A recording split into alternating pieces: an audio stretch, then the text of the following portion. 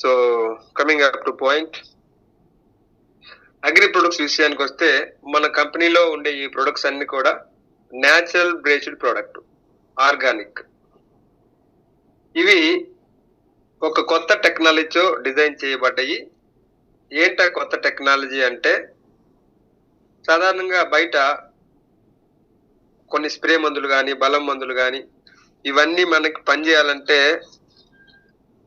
Weather condition బాగుండాలి and soil condition బాగుండాలి, అలాగే తడి నేల ఉండాలి, ఇట్లాంటివి ఉంటాయి. కానీ ఇక్కడ అలాంటివి ఏమీ లేవు. మన ప్రొడక్ట్స్ అన్ని రకాల వెదర్ కండిషన్ లో పనిచేస్తాయి, సాయిల్ తో సంబంధం లేకుండా పనిచేస్తాయి.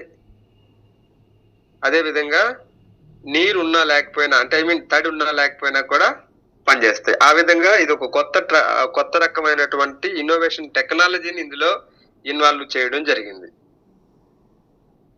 అలాగే మన ఇండియాలో చూసుకుంటే రకరకాల డిఫరెంట్ సాయిల్స్ ఉంటాయి.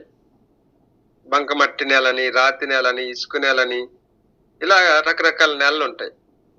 అన్ని రకాల నేలలకు కూడా సూట్ అయ్యే విధంగా వీళ్ళు డిజైన్ చేసి ఉన్నారు.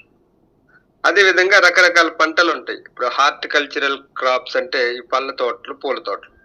అదే విధంగా మనకి కమర్షియల్ క్రాప్స్ అంటే ఇప్పుడు పత్తి, మిర్చి, వరి, పొగాకు, ఇట్లాంటివి.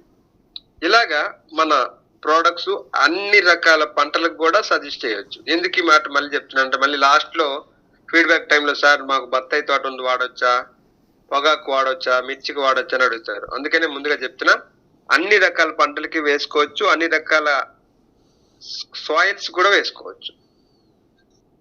దీంట్లో ఆ రకమైనటువంటి కొత్త టెక్నాలజీని ఇన్వాల్వ్ చేశారు కాబట్టి, రైట్.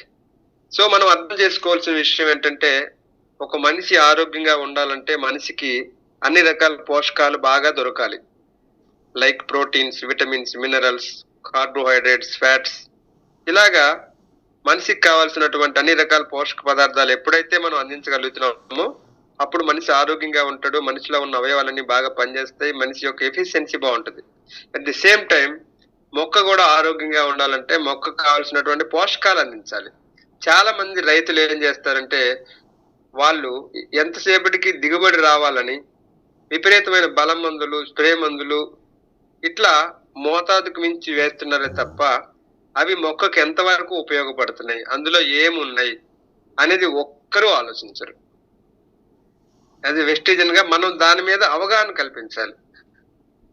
ఎందుకంటే వాళ్ళు దిగుబడి కోసం ఏదైనా చేయడానికి రెడీ అవుతారు తప్ప వాళ్ళు వేసే విధానంలో సాయిల్ ఏమవుతుంది, పంట ఏమవుతుంది, అది తిన్న వాళ్ళు ఏమవుతున్నారు అనేది అసలు వాళ్ళు పట్టించుకోరు.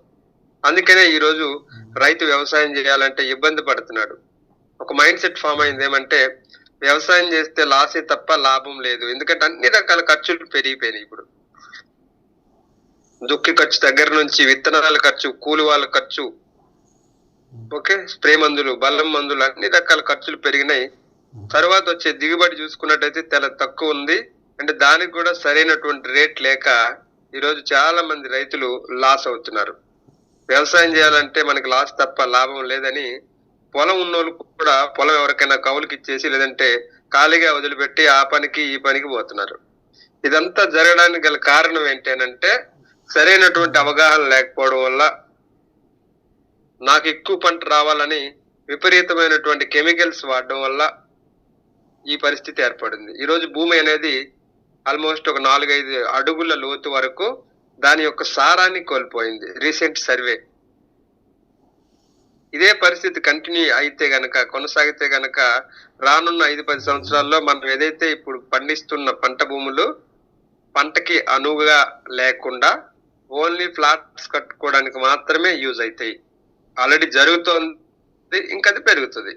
ఎప్పుడైతే పంట భూములు తగ్గినాయో అప్పుడు తినడానికి కరువు ఏర్పడుతుంది.